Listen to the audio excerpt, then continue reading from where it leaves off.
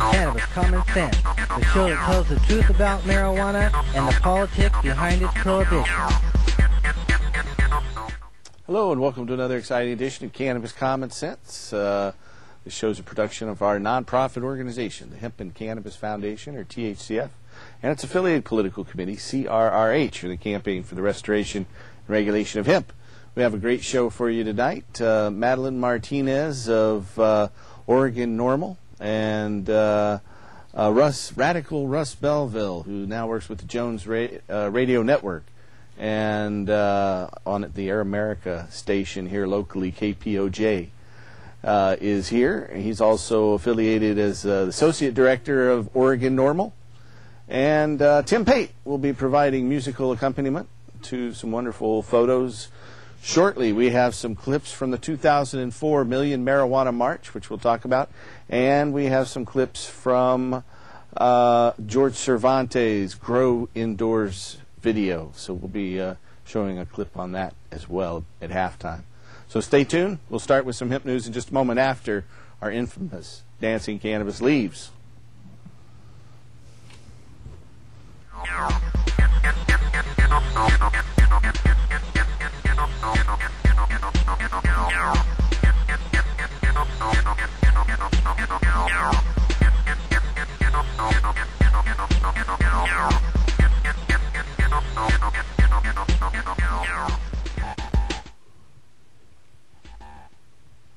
Okay, tonight's hemp news starts tonight from a story from Washington, D.C., National Normal. Legislative chambers in Minnesota, Rhode Island, and Vermont approved medical cannabis legislation this week. In Vermont, the House approved Senate Bill 7, which expands the list of qualifying conditions that may be legally treated with cannabis under Vermont state law. The bill must now go to a conference committee before being sent to the governor's desk. In Minnesota, the Senate gave preliminary approval to Senate File 345, which would allow state-authorized patients under a physician's supervision to possess up to 2.5 ounces of cannabis. The proposal also allows for private nonprofit dispensaries to register with the state to grow and dispense medicinal cannabis for registered patients. The House is expected to vote on the companion bill, House File 655, next week. While in Rhode Island, lawmakers in the Rhode Island House voted 49-12 this week to repeal the sunset clause to the Edward O. Hawkins and Thomas Slater Medical Marijuana Act. Under the law, which was set to expire later this year without action from the legislature, authorized patients may possess and grow therapeutic cannabis. And for more than 260 patients and 270 caregivers, they're currently licensed to possess cannabis under the Rhode Island state program. The Rhode Island Senate's expected to vote on the measure later this week. Our next story is about a series of global marijuana marches taking place in 230 cities, 35 countries all around the world this weekend, tomorrow, on May the 5th. And that's one of the things Madeline Martinez is going to be talking about in conjunction with Oregon's rally. But it was started in New York City. It's the marijuana law reform activists in over 230 cities across the globe will hold marches this weekend to protest the criminal prohibition of cannabis. The worldwide event, known as the Global Marijuana March, will be held on Saturday, May 5th. Over 400 cities since 1999 have participated in the event, which is coordinated by Cures Not Wars in New York City and Cannabis Culture magazine in Vancouver. A list of the participating cities in this year's events available online at globalmarijuanamarch.org. That's globalmarijuanamarch.org. From London, in the UK, marijuana use is not associated with heightened symptoms of schizophrenia, according to data to be published in the journal Schizophrenia Research. Investigators at London's Institute of Psychiatry assessed whether the prior use of cannabis in patients with schizophrenia was associated with appreciable changes in schizophrenic symptoms compared to patients who had no history of marijuana use. The researchers performed logistic regression analysis on 757 volunteers with cases of first-onset schizophrenia. Of these, 182, or 24%, had reportedly used cannabis in the year prior to diagnosis, while 552, or 73%, had not. The remaining 3% had no data available. Investigators reported no statistically significant differences in symptomology between schizophrenic patients who were or were not cannabis users after controlling for the patient's age, sex, and ethnicity. The researchers also failed to find any evidence that cannabis users with schizophrenia were more likely to have a family member with the disorder. The findings argue against a distinct schizophrenic-like psychosis caused by cannabis, the authors concluded. The study is the largest trial ever conducted to compare cannabis-using and non-using schizophrenic patients, the investigators said. So that's the end of our hemp news segment tonight. Tim Pate is going to launch into song. I think you're ready to do that, aren't you, Tim? I'm always ready, Bob. All right, we'll hit it, man. Okay. Well, this song is about Jack Hare, who is all of our hero. And he was the one who wrote The Emperor Wears No Clothes. So since we've got this march that goes on all over the world, and I participated in it, and most of the people here have, I figure let's do a little hymn song. So this is called The Emperor Wears No Clothes.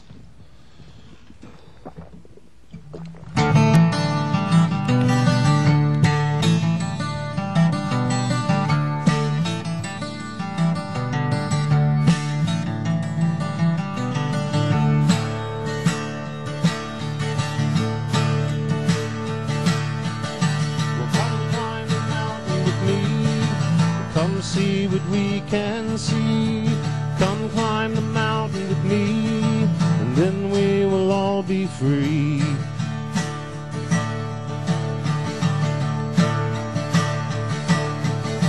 Some men are born to lead, some men have destiny. Some men plant the seed, and some men set it free.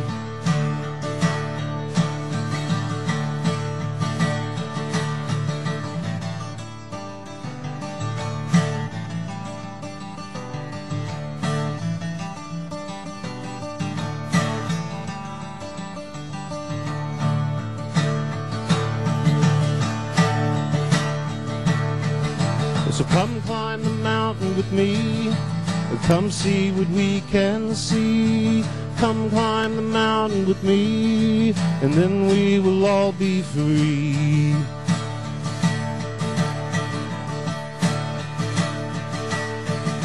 One man said we must hear, one man's voice was clear. One man heard the call, his vision speaks for all.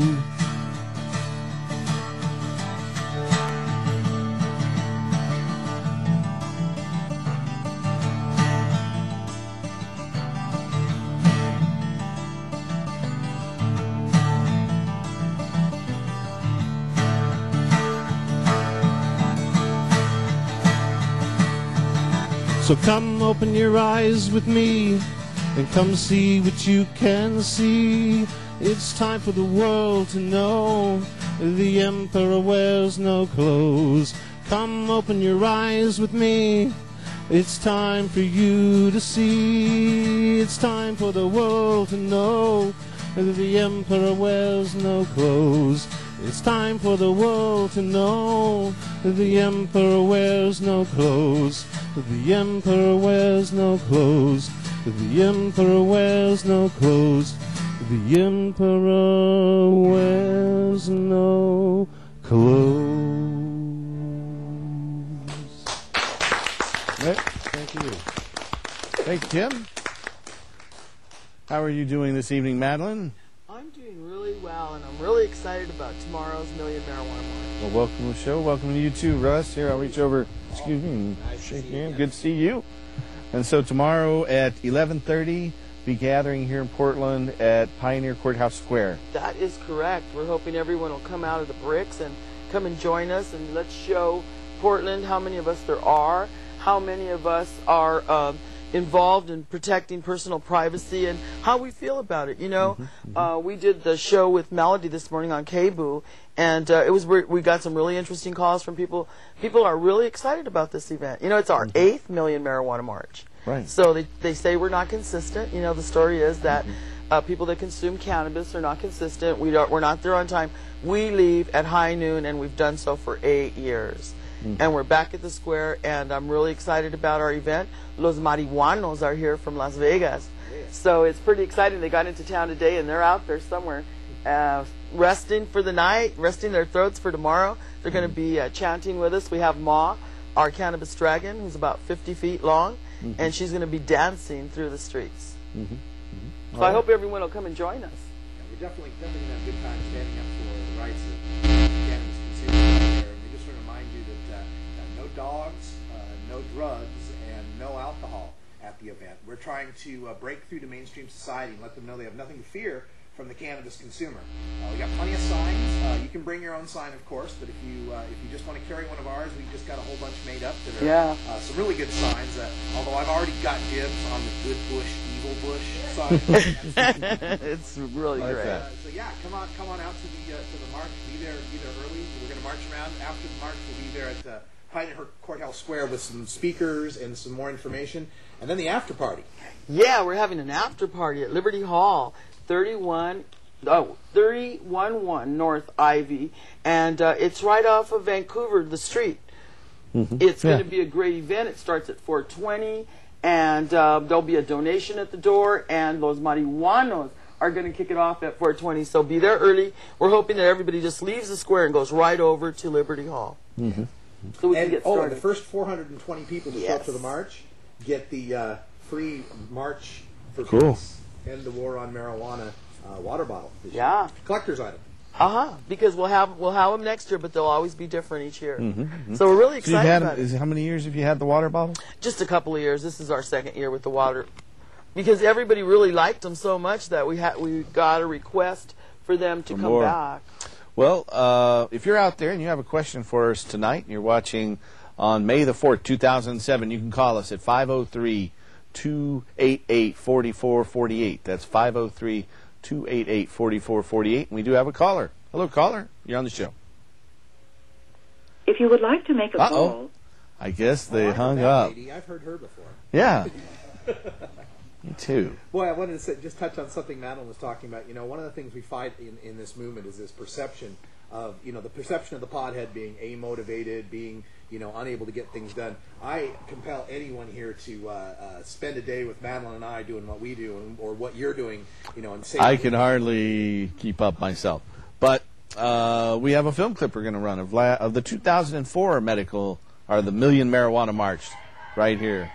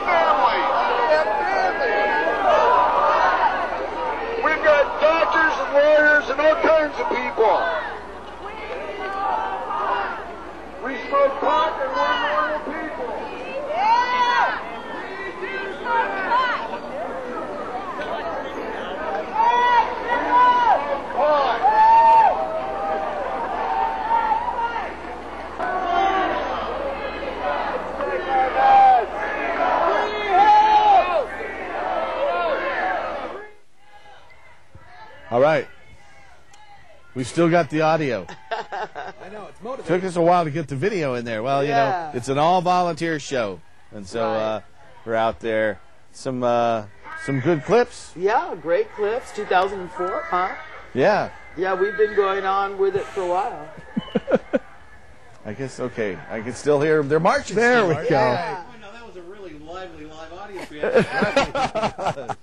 It'll be great tomorrow, too. We anticipate about 250, 300 people. I mean, we want 500 to 1,000. We hope and we pray, that we would be as big as the peace rallies. But what am I going to say? Yeah. We can just ask a lot of people you to come. in the closet still, and they're afraid to show their face in a public place in regard to cannabis. But some of us aren't. Yeah, and so, well, it's understandable. I mean, we're being arrested and all over the world. We have masks, We encourage you, if you do need to, be anonymous, that you wear glasses and a hat and come out there incognito. Yeah. Nothing wrong with that. No, there's nothing wrong with it. It's sad that our government makes us feel that way, and that Mr. Ken McGee's out there checking us out. That's our local DEA man. Yes, he is. He goes and visits our meetings at the Advisory Committee on Medical Marijuana, and that's always really interesting because it's kind of, it's a little intimidating when you look around and you see the DEA sitting in your meeting, but it is a public meeting, so we encourage education all the time, even for the DEA. Great. Yeah. Well, one of these days we hope to give them a better job where they don't have to harass harmless marijuana smokers. Exactly. That's for sure. Hey, if you're out there watching on the 4th of May, give us a call at 503-288-4448. That's 503-288-4448. We'll be taking your calls for about another 40 minutes here or so. One of the frustrating things that I find, another frustrating thing about doing this, is sometimes the support you'd expect from certain outlets kind of doesn't turn out. I don't know if anyone caught the Willamette Week that came out that had the little blurb on that we would be having this march on Saturday, and the tone they used to describe the march, saying is all about a bunch of hippies and how Stony McGee's and there's just all this. Well, the Willamette Week always does that. Yeah. I mean, we were lucky to see that kind of toned down in that article they did over the fall. Right, the Garden of Whedon. Yeah, the Garden of Whedon. Right. Yeah, but it's just that whole wink, wink, nudge, nudge. It's all a bunch of jokes, and when you in our business, when not so funny when you're thrown in jail or you have the DA come in there and stare at you in a meeting, is it? I just met Terry Joyce, the comedian who was here for the 420 Comedy Tour, and she was at the dispensary that just recently got raided in California, and she tells the story of how she's on her knees with her hands handcuffed behind her, behind her back, and an agent with a semi-automatic rifle pointed at her, and she says, "I'm a comedian. I'm a comedian in a dispensary. What's going on here?" And she said that changed her life at that point because she too had thought it was just it's just a joke, just ha ha, right? Funny, until funny. they kick in your door. Yep. Did you want to say something, Tim? I do. I have, I know that I resemble that remark, whenever they say, hippies and stuff like that. But I also know that there's so many people that can't march when we march. That they're just so disabled. When we have conventions together, when we get all of our patients out, when we have the opportunity, there's so many wheelchairs and canes and oxygen tanks and it's like, we march because they can't. Exactly. So, if you can come out at all, I mean, I don't have a right ankle, but I'm going to be there marching. So I hope that some of you folks who I know aren't quite up to it. It's not that tough of a walk. So if you can come Flat, out, it's not as hard as you might think, but it's really a worthy thing to do. It's a lot of fun. So, it goes by faster than you'd imagine. Yeah. And it's very empowering. People have this sense of power. We own Portland for that amount of time. We are going out there and we are representing you with a full police escort. We're very excited about it, and we hope that you'll come out there and really pay attention and listen to what we're saying and chant along with us and just make it a lively event. Los Marihuanos are going to be chanting, relax it and tax it. Yeah. So that's going to be a blast. And we've got this new PA system we're all excited about. Yeah, Russ has been playing with it all day, putting it all together. So it's going to be a blast. It's that when in that point of that article they said as long as the marijuana movement is run by hippies, marijuana will never be legal. Right. Well, as long as the so-called alternative media continues to denigrate people who are fighting for civil rights, that's what's So keeping this it thing, from and being I legal. didn't grab the article. Yeah, it's pretty bad. Pretty We've bad. got it posted. And I thought to myself, if they had written with this kind of tone about a gay rights rally, a black pride rally, any sort of immigration rights rally, if they wrote that kind of tone, there'd be people busting down their doors. Their advertisers would be pulling all their money. I think someday we'll look back on cannabis laws the same way we look back today on Jim Crow laws and the race law. Right. The whole thing grew out of anti-Hispanic and black racism anyway. Oh, sure. The term marijuana obviously was taken from Spanish, and there were all those laws around Jim Crow. They grew up together, and it's still they use that kind of denigration today. We have a caller though. Let's try to take one. Hello, caller. You're on the show. Paul, is this you? This is the show. Yeah, this is me. Okay, I've been listening to you guys talk on mute here, but anyways, my question was, a few months back, I saw a guy on there where he was breaking down your shake and leaf and stuff like that. Yeah. Called himself the Iceman or something. and I had a buddy tell me, well, no, you just use butane. Well, you know, there are a lot of different things you can use to extract the oils from cannabis. Butane is explosive, though, and there have been instances where it's blown up. I don't like those kind of chemicals. You know, particularly if you're going to make a hash oil, I think it's best to eat it. When you smoke hash oils, you just cough your brains out. You know, I don't really enjoy that at all myself. But I think it'd be a useful food for people who need that. But I wouldn't recommend for any amateur to try to extract hash oil or cannabis resin with butane without a lot of careful investigation and ventilation, because there have been a number of explosions regarding that. Okay. Now I was wondering also on now once you change it into a different form out of cannabis, now does that change it as in like laws, a federal law? Applies to hash and things like that. It's covered under Oregon's law. It's any preparation made of cannabis, isn't that right? For medical users, right? Or for medical users, right? Well, and so it'd go by weight, whatever its weight is. So if you wanted to store a lot, that would be one way to do it. But again, I would use it primarily orally because it's not easy on the lungs. Right. Okay. Thanks a lot, guys. Keep up the good work. Thanks. You're welcome. All right. Bye. I wanted to mention that we're having our next cardholder meeting at Liberty Hall, and the same place that you're having the after the March thing with Lost Marijuana. Right, 311 North Ivy. And you had it there last month too. How did it go? It went pretty well. It's pretty nice. It's real light and airy, and you can see it's bright. So we had a really good time. But I want to encourage everyone to come to this meeting because first of all, we need cuttings. So if you have cuttings, come and bring them in.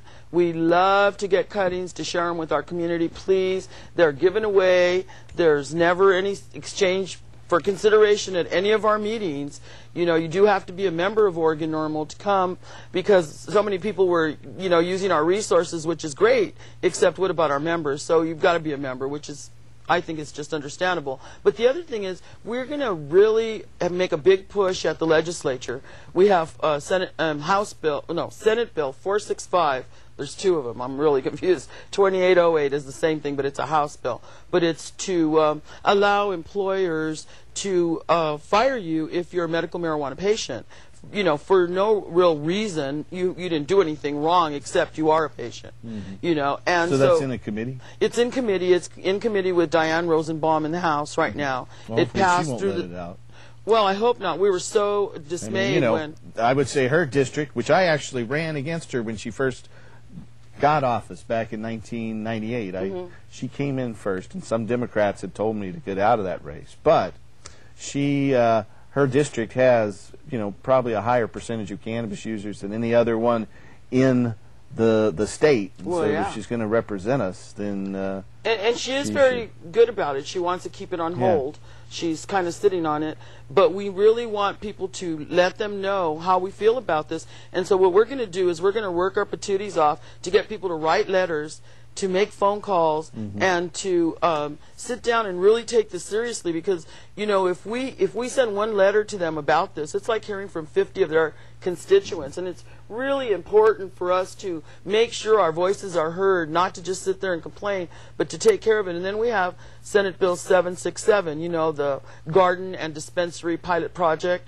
I'm a co-author of, Melody Silverwolf and Alicia Williamson, and it's stuck in committee because the Attorney General's office does not want it to move for the obvious reasons.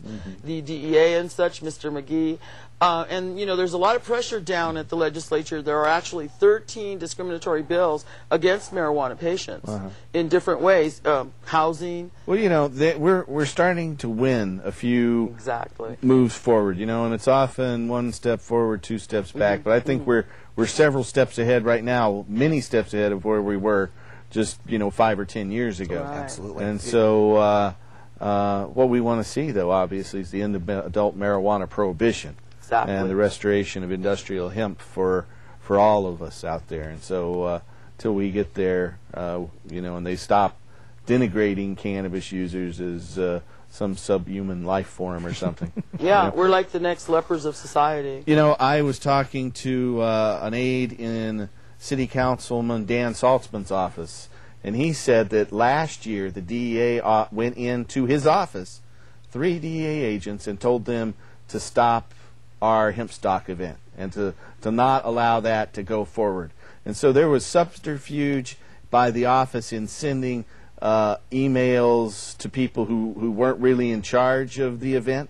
And so we lost our place in the park, but I think they intentionally did that. Then when we went in to go get another park, suddenly we're told that last year's event was rife with illegal marijuana use and people drinking alcohol in the park. Now, you were there at the park. Did you see people drinking alcohol in the park? You know, I did not. I didn't see was anyone. there when one young kid was arrested or taken into custody for using, looked like he was drinking a beer. And that was all I saw. And I know Lee Berger went over there to make sure that, you know, there was no harassment or anything of this kid. But other than that, that was it. Everybody was very peaceful. You know, I didn't. Well, they said there was widespread marijuana use and alcohol consumption.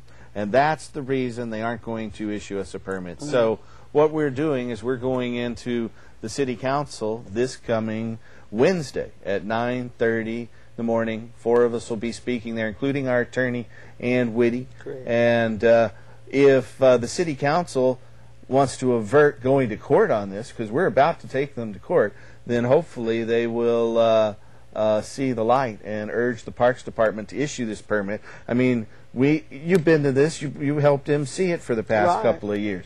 And last year's, everyone said how peaceful and wonderful it was. And they didn't say anything. I think where they get that widespread marijuana use is from the DEA. Well, from the DEA, or from, you know, maybe the smell of patients in a medication tent that is perfectly legal under Oregon law. So well, they're saying that's illegal. No, now, you sent me the letter from 2001 from the city saying, you know, that's covered and legal under Oregon's law. As long as you're out of public view, right, you are fine to use your medicine, and you don't need a sanction, approval, or authorization from anyone. Right. It says so in ORS 475. And so they're saying that that doesn't apply here. And so we have to go into city council. I urge our viewers out there, in addition to contacting the state legislature on these bills, to contact our city mayor and city council members and urge them to support issuing a permit for our hemp stock event. And if you've got the time,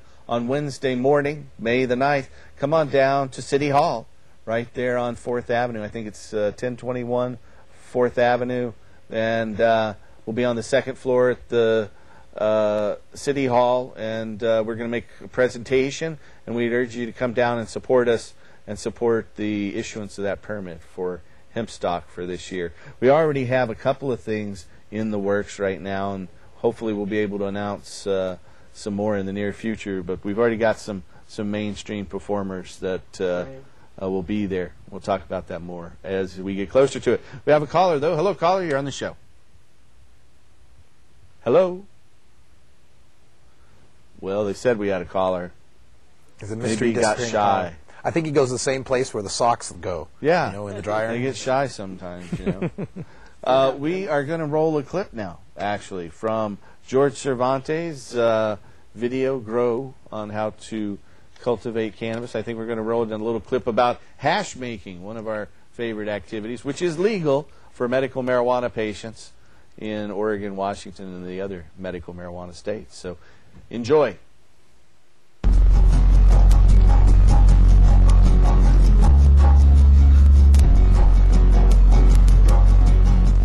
So, you've made the harvest. The buds are hanging. You've done the trimming. What do you have left? All this leaf. What are you going to do with this? Smoke it? I don't think so when you've got all those great buds. So, let's make some hash out of it. We're going to take 100 grams and make 10 grams of hash. Some of this hash will be very, very high quality. How are we going to do it? With water. Cold water. What we've got is green matter that has a water base, and then on it is resin. Resin has an oil base. Well, the two do not mix, and that's the key to what we're going to do today. We've got a complete array of 8 swag bags that Kind Seed was nice enough to loan us.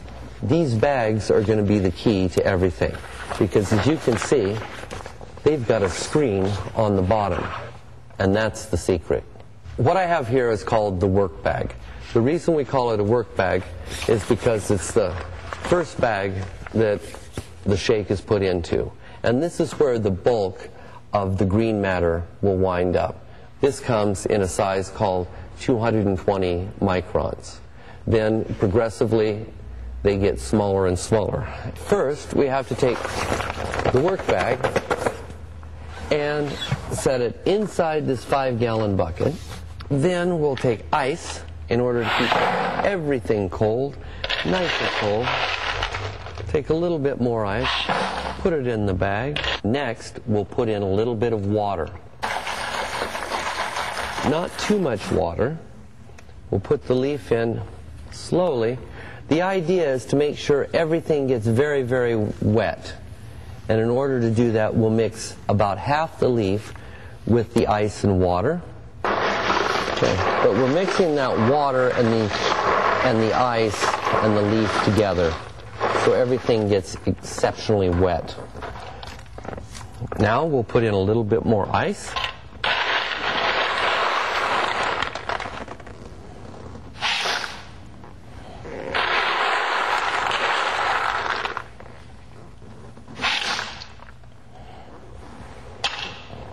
And the balance of the leaf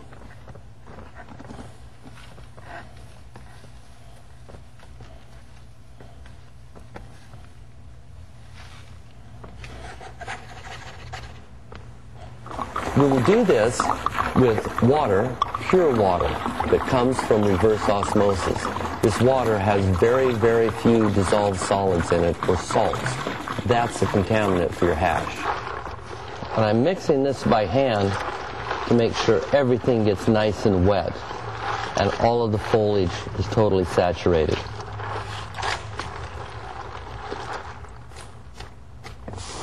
What we need to do is agitate the water, leaf, and resin in order for the resin to separate from the leaf. And to do this, let's use this small little egg beater, electric egg beater that we find in most kitchens. As we're mixing everything up really good, I'll pull the bag up. I want to make everything mix really, really well. But at the same time, what I want to do is I want to make sure that the hash or the resin settles.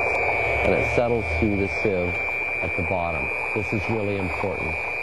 So just sit back and wait for us to come back, because what we've got is another 10 minutes of blending. We're at about 15 minutes now with this cold leaf, and we'll see what happens. We're going to have to let it settle down through the sieve in the bottom of this bag.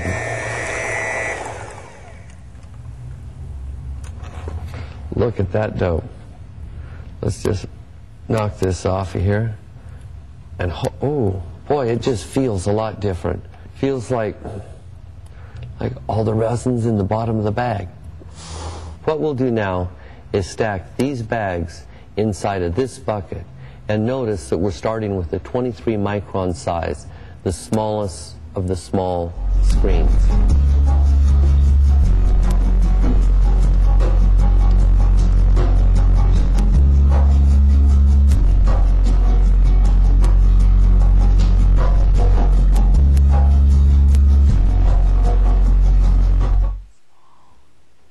All right. Well, that's a complex process. So it really is. It takes a little bit of time. I've got a different device. Unfortunately, it's too expensive. I find that the drill with the paint stirrer works a little better than the beater thing. Yeah. But yeah. All in all, yeah, that's pretty much it, isn't it? Little unit that does a real good job, but it's so simpler though. You don't have the multiple bags and all that. It's also a little more durable, I think. Anyway, we'll find out. So the march is coming up, and we've got a caller who's been standing by. Hello, caller. You're on the show. That must be me. You, yes. Hello, Paul, and all you good people. My name's Chad. Hey, Chad. I have been a patient since the program started. I'm disabled and use a wheelchair. Uh-huh. I was calling to find out when the next cardholder meeting would be, and if I can join normal over the telephone. No, you can't join normal over the telephone, but you can send your contact information to us, along with your membership fee at Post Office Box 16057, Portland 97292.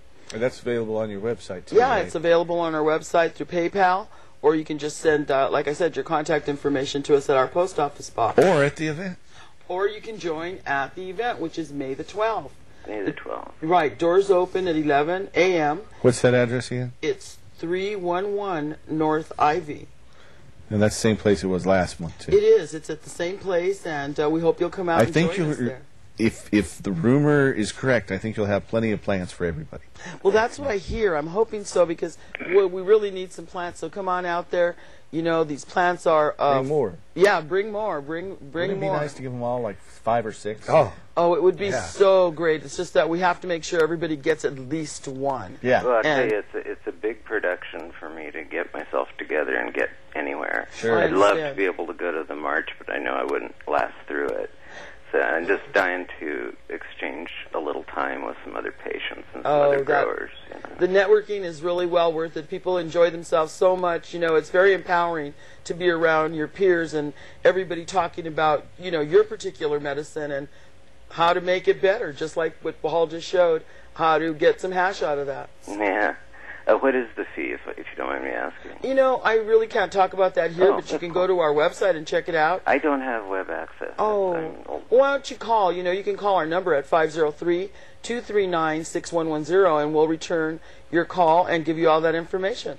It's a once annual fee, though, right? It's a once, yes, it is. It's just an annual fee. That sounds good. Yeah. Right. And there's 12 meetings every year. We do it all year long. Well, keep up the good work, and thank you. Thank you. Bye-bye. All right. Thank you. Nice call. If you have a question for us out there, you can call that number that's there on your screen. It's 503-288-4448. We'll be taking your calls for about another 20 minutes or so here. Anyway, so the march is coming up, and then the cardholder meeting. Cardholder meeting. That's what day? The 12th? It's going to be May the 12th, Saturday, May the 12th, and it is at also at high noon. All of our events are at high noon. We got a lot of things going on in the next week or so here. You know, it's been a very, very busy week. It really has. It really has. Something else I've been dealing with is a federal subpoena for patient records, and so we've been dealing with that. In fact, I posted it out to the internet. I wasn't supposed to tell anyone about it, according to the subpoena, but you know, I'm completely against this stuff, and I'm not going to just sit there and cave in. You know, I really believe what's carved right downtown on the Justice Center, that Gandhi said that non-cooperation with tyranny is a duty, and I think going after doctors' medical records is a tyranny. They've subpoenaed 14 patients' records, and we're fighting that. Our lawyers on top of it, and the ACLU's come in, and we've retained the ACLU. They've asked for a retainer agreement. They're representing us for free. Excellent. They say that we're going to quash the subpoena, and if they charge me with contempt of court, then they're going to defend me on that as well. So I'm pretty happy about that.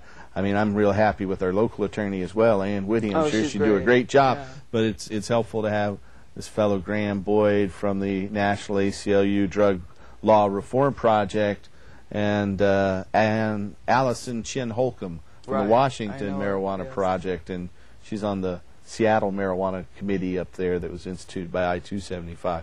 So we've got several lawyers that are working on this with us, and it's exciting to have a legal team. I haven't ever had a legal team before. Yeah. You know? You feel like O.J. Simpson, huh? Well, no, I don't feel like that. I hadn't thought of that. You know? I mean, he's like the one that has these. He had a big team. 10 attorneys on his side there. But you know, I'm so happy that you got these attorneys. These are also the attorneys that stood up for us for the DEA. Graham Boyd. When the DEA came, Mr. Ken McGee again. Wow, he's really after us. He came to the Doubletree in 2003 and tried to close down the Oregon Medical Cannabis, just like they're trying to close down the Hempstock Festival this year. Well, that's the only way they can win, is when our voices are silenced. Right, so they're trying to silence us, and we're going to stand for it. And fortunately, the ACLU sees we're doing some good work, and they're coming here to represent us. We do have a caller, though. Hello, caller. You're on the show. Hi. Hi. How's it going? Great. What? Good so far. Oh, great.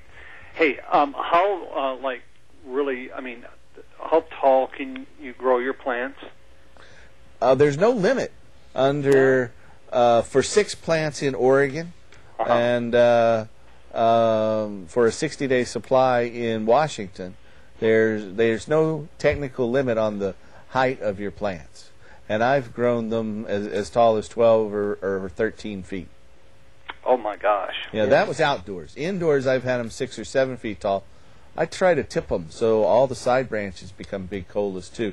So right as I transplant them into their last container a week or two before I flower them, I put them over at about a 45-degree angle. That makes all the side branches turn into big colas. Oh my gosh! I'll have to try that. Yeah.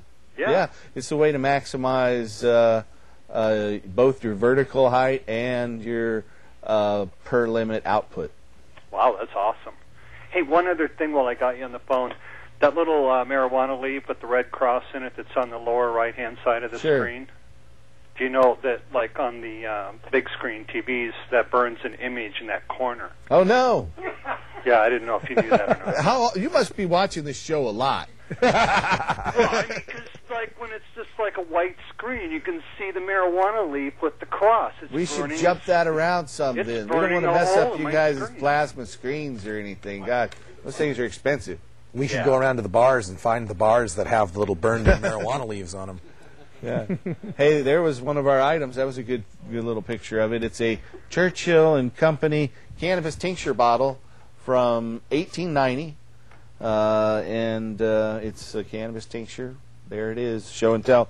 It's not as colorful as the March for Peace in the War on Marijuana stickers that Oregon Normal is so neatly put on their bottles. There's Oregon Normal. I think it's good. What's another thing that's great about that water bottle? The lady who makes them works. Her name's Christine. She works with Outsider Designs, and it's thanks to medical marijuana that she's able to work and be able to do those kind of great designs like that. And when you see these bills that want to try to take the jobs away from patients, it blows my mind to think that you want to have more unemployed people, more sick people on the federal dole or on the state dole, rather than someone who can work and make money and be a productive member of society through the use of medical cannabis. Right. We also, that's great.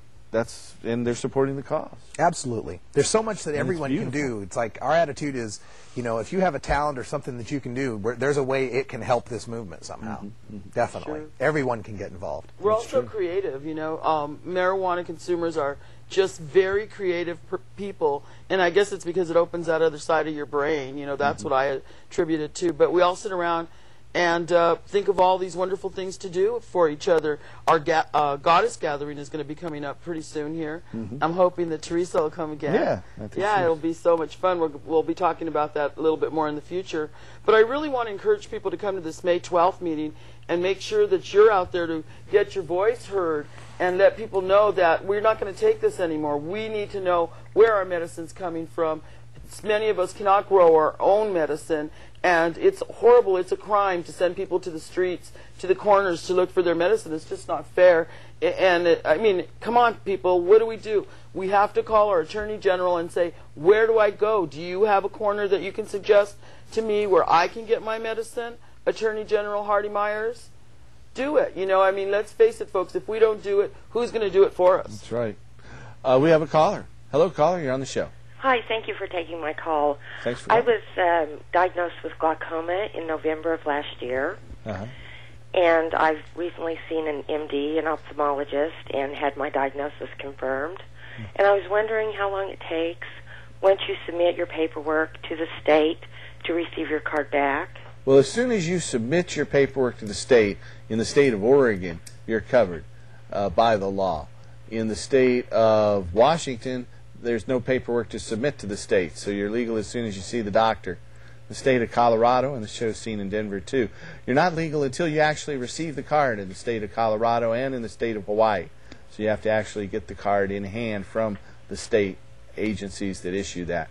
But in Oregon, as soon as you pay your money to the state, you're entered into their system and you're covered by the law. Well, my ophthalmologist would not sign my paper. That's not surprising. There aren't a lot of them that will. I am confirmed with glaucoma. I'm in my late 40s. I have very high IOP, my ocular pressure Yeah, runs about interocular pressure. 30 to 33. Well, I'm sure an oral concoction, a tincture, or an oil or glycerin-based extract of cannabis in a pretty minor amount will help you a great deal. Well, actually, I had an opportunity to test the theory of medical marijuana. I quit taking my prescribed eye drops a month before I saw the ophthalmologist, and my pressure usually ran about 24 with the drops, and using only medical marijuana for 30 days, it ran 26. The doctor was very happy with my pressure, told me to continue using my eye drops. I think you should use both. Well, don't give up on the eye drops 100%. Go ahead and keep using that. And you'll find that the two together will give you an even lower range. I heard of one person's going from 30 down to 7, and so. Well, that would be a miracle in my case. So I would try both together, and that's going to give you the greatest relief, and it'll stop the progression of your disease. And a lot of patients find that once they use one of those glaucoma drugs and they don't take cannabis, it becomes ineffective after a while, and they have to change. And there's a series of these drugs, and once you get to the end of it, if you don't, if you're still living, you're going to go blind. So with cannabis, that slows the progression of the disease and the progression of using these various substances. But I wouldn't give up on them, because you're going to lower your pressure even more, and that's going to be beneficial too. But so have you got a doctor who's recommended medical marijuana for you yet? No, I don't. Well, we have dozens of them, literally all across the western United States, and we'll be happy to refer you to one. Just give us a call. Give us a call at the number that's there on your screen. There's dozens throughout California, Oregon, Washington. We have doctors who can help you in Colorado and Hawaii as well. And so call the number there. In Portland, it's 503-235-4606. There it is, 503-235-4606. Up in Washington, it's 206-878-1701. That's 206-878-1701. In Denver, the Denver number is 303-403-9996. That's 303-403-9996. And if you're outside of the Denver, Seattle, or Portland metropolitan areas, you can call us toll-free at 1-800-723-0188. That's 1-800-723-0188. And literally there are dozens of doctors all across the West who are are establishing specialties in helping medical marijuana patients. And, if you have glaucoma, cancer, AIDS, the condition that is most prevalent that most medical marijuana permit holders have is a chronic pain condition, such as degenerative disc disease or anything that causes a chronic severe pain. And then there's cancer, AIDS, spastic conditions like multiple sclerosis or anything that causes severe chronic muscle spasms, seizure disorders like epilepsy, neurodegenerative diseases like Parkinson's and ALS, and gastrointestinal ailments like Crohn's disease and IBS. All of those qualify for medical marijuana throughout the West. And in the state of California, there are psychiatric conditions that qualify only in that state. So hopefully that'll be of some help to you. Okay, thank you very much. You're welcome. Appreciate Just give that you number a taking the call, and their doctors will be happy to help you. And they also have a sliding scale for low-income patients. We have classes to help orient patients, beginning cultivation classes, advanced gardening classes, how to make medical-grade hashish, and how to understand the law, and outdoor cultivation classes. We're offering them on Wednesday nights and on some weekends. So if you're interested in that, call our office at 503-235-4606. You have to be a medical patient, though, to participate in those classes. It's so amazing seeing all these, we get to see these people at these meetings, and people with various, conditions who are awakened to the miracles of medical marijuana, where they finally get that relief. When she mentioned glaucoma, it reminds me of the woman who kind of changed my viewpoint on this thing. At one of our meetings, this 82-year-old woman who was, had glaucoma and had taken various things, and someone had recommended medical marijuana, and you could tell she just stuck out like a sore thumb in the meeting, that she didn't know anything that was going on and what was happening, and there's people with tattoos, and oh my gosh, and she's all kind of nervous, and she didn't even know how to flick a lighter. I mean, she never drank, never smoked, one of those old-fashioned people, never touched lips that do. And we helped her, to see her take that first puff of medical marijuana, and she had that look like people that just get out of LASIK surgery, where she went, wow, I can't believe, the relief that she was getting for that medicine just warmed my heart. And it's just, I think we're winning the battle. I think now for people to try to deny that marijuana is medical sounds as silly as the people that deny global warming or deny evolution, or say that the moon landings were faked or whatever. It's just silly. It's a silly proposition now to say that there's no medicinal use to marijuana. Unfortunately, we can't get a majority in the United States Congress yet. I think maybe we do have a majority, but Nancy Pelosi doesn't want the Democratic Congress to recommend or allow medical marijuana before the presidential election. Right. So how many thousands of people are going to go to jail because the Democrats want to win the White House there? Yeah. Well, we're really lucky here in Oregon that none of us have gone to jail. I mean, even Leroy Stubblefield, who they stole his medicine, but there were no charges. And I think that's one thing that we're not, a lot of people don't realize here in Oregon. We're truly blessed. We have members that have moved to California and moved to other states that do have a law, but it's nothing like the law that's here.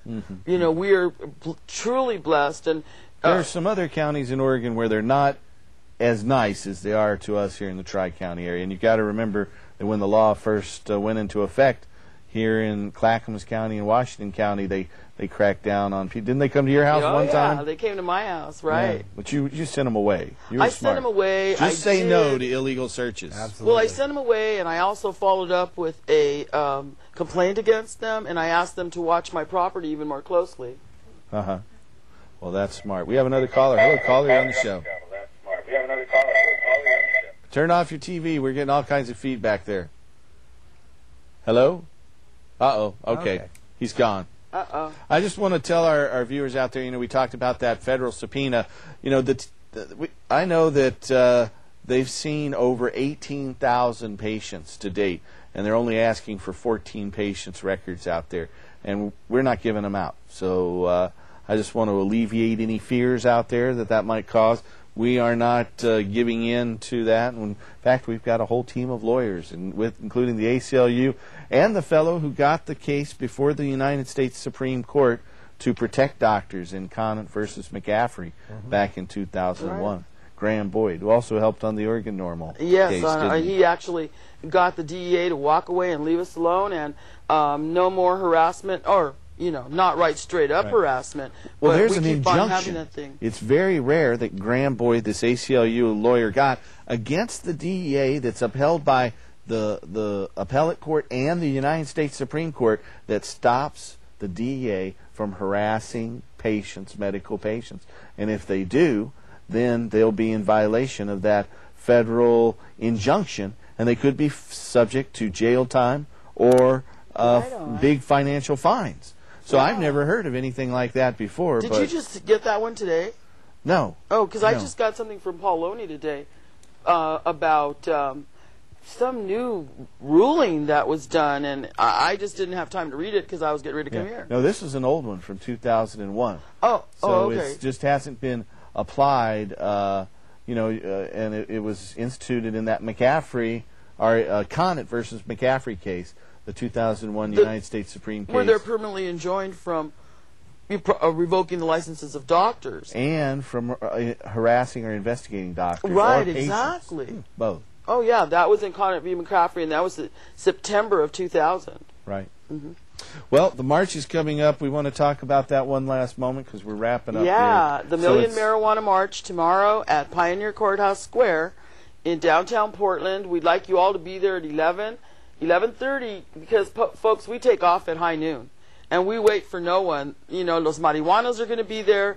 Mai's going to be there. We've got some Marshall laminates for you guys free water for the first 420 people that show up that we're giving to you. So please come out and support us. And remember, no dogs, no drugs, no alcohol. We have a full police escort. Bring 4 more to end this war, because that's what it's all about. Please bring your kids in strollers and leave your puppies at home. And don't forget, if you don't want to be seen, wear a mask. Wear something, you know, be incognito, hat, bag over your head, whatever you like, but just be there. Russ, how are you? Don't you have a show on Saturday? How are you going to do that? While you're getting ready for the march, just check out, from 9 a.m. to 11 a.m. I'm on every Saturday on AM 620. Is that how long the show normally is? That 2 hours? Yeah, 2 hours, 9 a.m. to 11 a.m. every Saturday on AM 620 KPOJ. So it's the Portland Progressive Talk station. So is this like your third show? This will be my third show. We debuted 2 weeks ago. So I'm beginning the show with a look at Cinco de Mayo. I had a very excellent vocal performance by someone on the Spanish side of things for my Cinco de Mayo show. So that's any Air America station or Jones Network station. I'm Here in Portland, it's KPOJ. Yeah, I'm AM syndicated through the 620. Jones Radio Network. I'm on KPOJ right now. We'll be syndicated nationally in the upcoming months. Okay, so right now it's just on KPOJ. Right now, just Portland.